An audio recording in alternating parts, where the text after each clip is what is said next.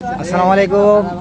মানব সেবায় রক্তদান সংগঠনের পক্ষ থেকে একটা এমার্জেন্সি রোগী, এই যে আমাদের সদস্য সাহুল ভাই, ঈসা মোহাম্মদ, যাকে আমরা চিনি আর কি, মানব সেবায় রক্তদান পক্ষ থেকে সিরিয়াসনগরের একটা পেশেন্ট বহরমপুর মেডিকেল কলেজের উদ্দেশ্যে রওনা দিচ্ছে।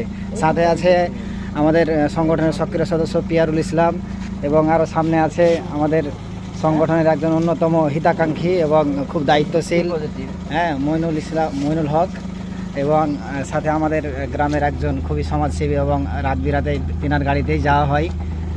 দেখতে পাচ্ছেন আপনারা। এবং সবথেকে বড় ব্যাপার, যিনি ডোনার, তিনি কদিন আগে চেন্নাইতে ছিলেন, এবং এসেই কিন্তু এমার্জেন্সিভাবে এই যে পেশেন্টটাকে জন্য ব্লাড দিতে যাচ্ছেন।